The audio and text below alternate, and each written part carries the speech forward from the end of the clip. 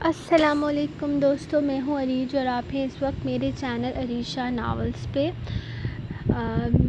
میں یہیں پر بیٹھی میں دوسری ایپیسوڈ بھی سٹارٹ کر رہی ہوں کیونکہ میں باہر آ چکی ہوں، پہلے بتا رہی ہوں آپ کو، اور یہاں پہ بہت ٹھنڈی ہوائیں چل رہی ہیں تو اندر میں بیٹھ کے ریکارڈنگ نہیں کر سکتی، تو یہ جو ہوا کی آواز ہے وہ آپ کو ایڈجسٹ کرنا پڑے گا، تھوڑا بہت ایڈجسٹ کر لیا کرو، ورنہ وہ میوٹ کر کے آپ خود پڑھ لیا کرو، یہ زیادہ بہتر رہتا ہے کیونکہ یہ یوٹیوب کی پالیسی ہے کہ ہمیں آواز کے ساتھ کرنا پڑتا ہے، تو یہ اور کچھ ڈائریکٹرز نہیں کرتے ہیں کیونکہ ان کو نہیں پسند ہوگا پڑھنا، لیکن مجھے بولنا پسند ہے تو میں تو بولوں گی۔ تو آج کے ایپیسوڈ سٹارٹ کرتے ہیں، سرپرائز ایپیسوڈ، جانشکم قسط نمبر 90، تحریر عریج شاہ۔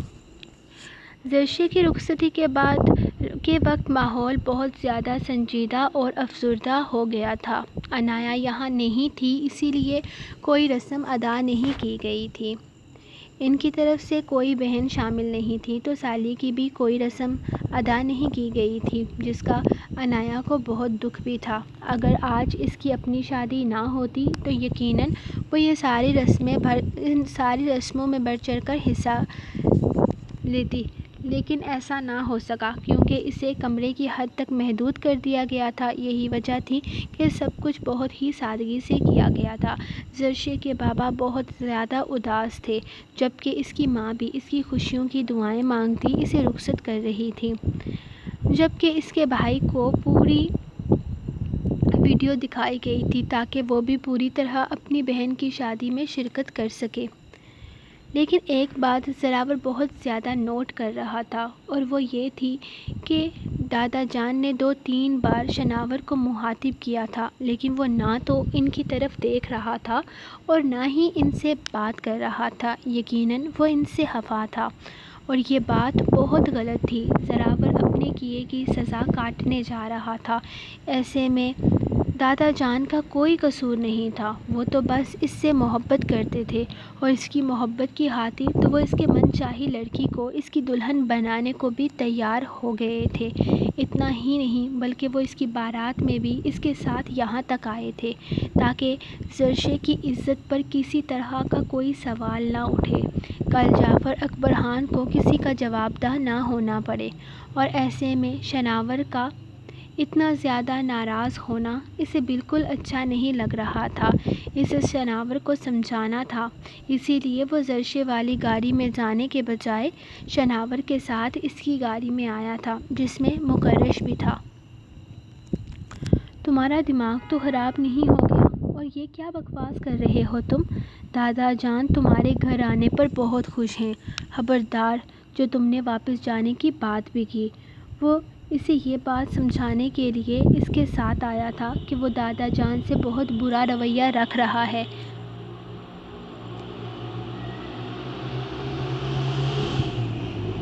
اسے پتہ چل رہا تھا شناور عنایا کو اپنے ساتھ لے کر یہاں سے واپس چلا جانے کا ارادہ رکھتا ہے۔ وہ اسے اپنے ساتھ لے کر جا رہا ہے، اس کا ویزا، ٹکٹ، ہر چیز وہ ارینج کروا چکا تھا۔ ایک تو پہلے ہی زراور دادا جان سے دور جا رہا تھا، اور ایسے میں شناور بھی یہی کام کرنے والا تھا۔ پہلے جو کچھ بھی تھا، اسے بنا کسی غلطی ان لوگوں نے اس پر یقین نہ کرتے ہوئے بے بنیاد الزام لگایا تھا، جس کی وجہ سے شناور لوٹ کر چلا گیا تھا، لیکن اس کا ہرگز مطلب نہیں تھا کہ اب اس کا جب دل چاہے وہ انہیں چھوڑ کر چلا جائے۔ دادا جان نہ جانے کتنے سال تک اس بات کا دکھ مناتے رہے تھے کہ ان کا پوتا ان کی وجہ سے گھر چھوڑ کر گیا ہے۔ اس کے واپس آنے پر وہ کتنا خوش تھے اس سے بہتر کون جانتا تھا، اور وہ ایک بار پھر سے جانے کی بات کر رہا تھا، اور اس کی یہ بات کم از کم زراور کو بالکل پسند نہیں آئی تھی۔ وہ اسے ایسی غلطی کرنے کی اجازت کبھی بھی نہیں دینے والا تھا، لیکن شناور تو اپنی مرضی کا مالک تھا، وہ فیصلہ کر چکا تھا تو یقیناً اس نے پیچھے نہیں ہٹنا تھا، لیکن زراور ایسا نہیں ہونے دے سکتا تھا۔ وہ اسے سمجھانے کے لیے ایڑی چوٹی کا زور لگا رہا تھا، جبکہ زراور بھی مکرش بھی اس کا خوب ساتھ نبھا رہا تھا۔ ٹھیک ہے، میں اس گھر میں رہنے کے لیے تیار ہوں، لیکن دادا جان کو میری شرط ماننی پڑے گی۔ وہ تمہیں گھر سے باہر نہیں نکال سکتے، اس نے فیصلہ کرتے ہوئے کہا تھا۔ یقیناً وہ دادا جان کے سامنے گھر چھوڑنے کی بات کر چکا تھا، تبھی تو وہ اتنے زیادہ پریشان تھے۔ ان کی پریشانی پہلے تو وہ سمجھ نہیں پایا تھا، لیکن ان کے بار بار شناور سے بات کرنے کی کوشش نے اسے ساری بات سمجھا دی تھی۔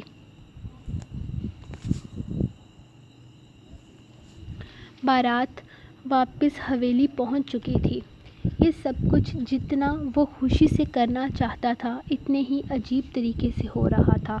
شناور اپنی ضد پر قائم تھا، جبکہ دادا جان اپنی جگہ مجبور تھے۔ اپنے کسی پوتے کے ساتھ ناانصافی نہیں کر سکتے تھے۔ زراور کو معاف کرنے کا مطلب یہی تھا کہ وہ مقدم کی غلطی کو برا قرار دے رہے ہیں، اور وہ ایسا ہرگز نہیں کر سکتے تھے۔ زراور نے کوئی چھوٹی سی غلطی نہیں کی تھی۔ اس نے ایک لڑکی کے ساتھ زبردستی نکاح کیا تھا، جو ان کے لیے ایک چھوٹی سی بات ہرگز نہیں تھی، اور اس بات کو زراور بھی بہت ہی اچھے طریقے سے سمجھ سکتا تھا۔ دلہا اور دلہن کو کرسیوں پر بٹھا دیا گیا، جبکہ دوسری کرسی پر وہ بھی آرام سے آ کر بیٹھ گیا تھا، جب اچانک اس کے ساتھ والی کرسی پر انائش بیٹھ گئی۔ انائش بھابھی، آپ یہاں نہیں بیٹھ سکتے، ادھر میری بیوی بیٹھے گی، اس نے بڑی اکڑ سے کہا تھا، جس پر انہوں نے مسکراتے ہوئے اپنا ہاتھ سامنے کر دیا۔ جی بالکل، میں یہاں ہرگز نہیں بیٹھوں گی۔ جی بالکل، میں یہاں ہرگز نہیں بیٹھوں گی، لیکن یہاں آپ کی بیوی کو بیٹھنے کے لیے بھی ٹیکس دینا پڑے گا، اور وہ ٹیکس ادا کریں گے۔ اگر آپ چاہتے ہیں کہ آپ کی بیوی یہاں بیٹھ سکے تو ذرا اپنی جیب ہلکی کریں، ویسے یہ رسم ہوتی ہے۔ میرا اس رسم کو کرنے کا کوئی بھی ارادہ نہیں تھا، لیکن آپ کی بیوی نے کہا کہ ہم آدھے آدھے پیسے کر لیں گے، تو پھر میں نے سوچا کہ اچھی رسم ہے اور پیسے بھی مل رہے ہیں تو کر لینی چاہیے۔ اس نے دانتوں کی بھرپور نمائش کی تھی، جبکہ پاس کھڑا مکرش مسکرا رہا تھا۔ محترمہ، آپ کا شوہر بہت امیر ہے، ایسے چھوٹے چھوٹے کام کر کے آپ کو پیسے کمانے کی ضرورت نہیں ہے، وہ آپ کو بہت سارے پیسے دے دے گا، اس نے مسکراتے ہوئے کہا تھا، لیکن اندر سے اچھا خاصا بے چین ہو رہا تھا۔ اپنی بیوی کے پاس بیٹھنے کے لیے ٹیکس دینا پڑ رہا تھا، یہ تو ناانصافی تھی۔ میرے شوہر کتنے امیر ہیں کتنے نہیں، مجھے بتانے کی ضرورت نہیں ہے۔ آپ بتائیں کیا چاہتے ہیں، کیا آپ کی بیوی یہاں بیٹھے یا نہیں؟ اگر آپ نہیں چاہتے تو اٹس اوکے، وہاں وہ کمرے میں بہت خوش ہے۔ اس نے ایک بار پھر سے اپنی بات مکمل کی اور ٹھیک سے اپنا لہنگا پھیلا کر بیٹھ گئی۔ اس نے اپنی جیب سے سارے نوٹ نکال کر اس کے حوالے کر دیے تھے، جو کہ کم از کم انائش کے لیے تو بہت کم تھے۔ انایا جیسی انمول لڑکی کے لیے وہ اسے بس چند ہزار میں ٹھرکانے والا تھا۔ ہرگز نہیں، اس طرح سے تو اس کے حصے میں بہت کم پیسے آنے والے تھے، جو اسے بالکل بھی منظور نہیں تھا۔ آپ یہ پیسے اپنے پاس رکھیں، نہ تو آپ کی بیوی کو یہ کرسی ملے گی ان پیسوں سے، اور نہ ہی آپ کو آپ کی بیوی۔ وہ چہرہ پھیر کر بولی تھی۔ مکرش، تیری بیوی بہت بھوکی ہے، اسے پیسے دے، مجھے میری بیوی چاہیے، اس نے غصے سے مکرش کو دیکھتے ہوئے کہا تھا، جس پر مکرش نے سفارشی نظروں سے اسے دیکھا۔ میں یہاں سے بالکل بھی نہیں اٹھنے والی مکرشہ، میں آپ کو پہلے بتا رہی ہوں، میری اور انایا کی ڈیل ہوئی ہے، اور اس ڈیل کے مطابق وہ مجھے آدھے پیسے دینے والی ہے، تو میں یہاں سے تب تک نہیں اٹھوں گی جب تک یہ اپنی جیب ہلکی نہیں کرتے۔ وہ اسے گھورتے ہوئے بولی تھی، جس پر مکرش نے شناور کو دیکھا، جو اپنی خالی جیب اس کے سامنے کر چکا تھا۔ اس کے پاس اسے دینے کے لیے کچھ بھی نہیں تھا۔ مجبوراً مکرش کو اپنی ہی جیب سے کچھ نہ کچھ نکال کر اس کے حوالے کرنا پڑا۔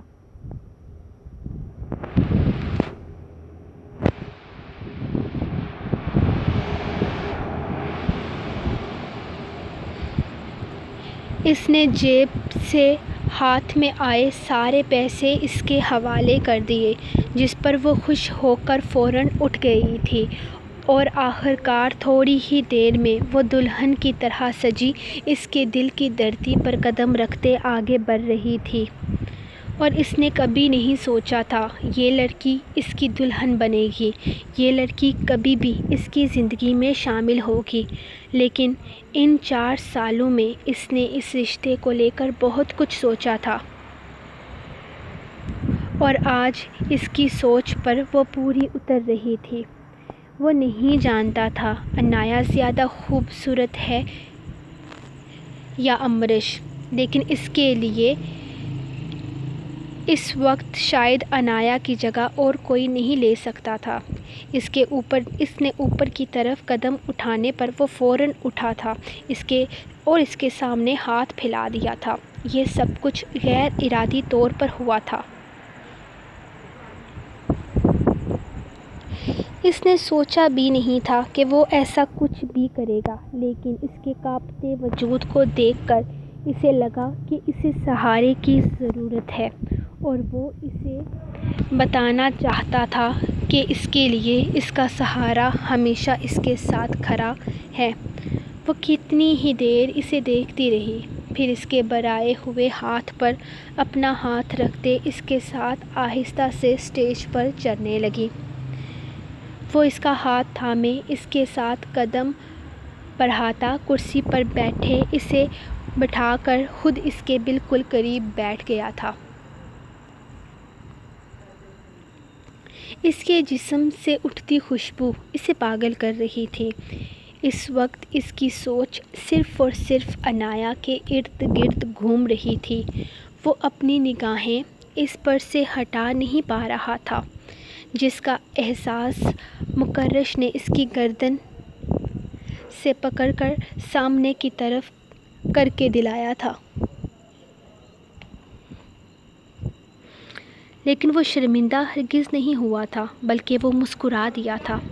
وہ بار بار اس کی نگاہیں انایا کی طرف جا رہی تھیں، اس کا نیا روپ دیکھ کر بہت عجیب محسوس کر رہی تھی کہ وہ اس طرح سے عجیب قسم کی حرکتیں کیوں کر رہا ہے، لیکن اسے بالکل سمجھ نہیں آ رہا تھا۔ یہ بھی حقیقت تھی کہ اس وقت یہ سب کچھ اسے شناور کی بالکل کسی نئی چال کی طرح لگ رہا تھا۔ شاید وہ اس پر یہ بات ظاہر کرنا چاہتا تھا کہ اس شادی میں اس کی ضرورت سے زیادہ ہی مرضی شامل ہے، لیکن وہ بھی آ کر اسے ایسے بیٹھ گئی تھی جیسے ان سب چیزوں سے اس کا کوئی لینا دینا ہی نہیں۔ اس نے اپنے کانپتے وجود پر بہت کنٹرول کرنے کی کوشش کی تھی، لیکن کچھ چیزیں ہر انسان کنٹرول نہیں ہوتا۔ وہ بار بار اسے گہری نظروں سے دیکھتا اچھا خاصا کنفیوز کر چکا تھا۔ کیا مسئلہ ہے؟ کبھی لڑکی نہیں دیکھی؟ اس نے آخرکار تنگ آ کر اس کی طرف دیکھتے ہوئے بلکہ گھورتے ہوئے کم آواز میں کہا تھا۔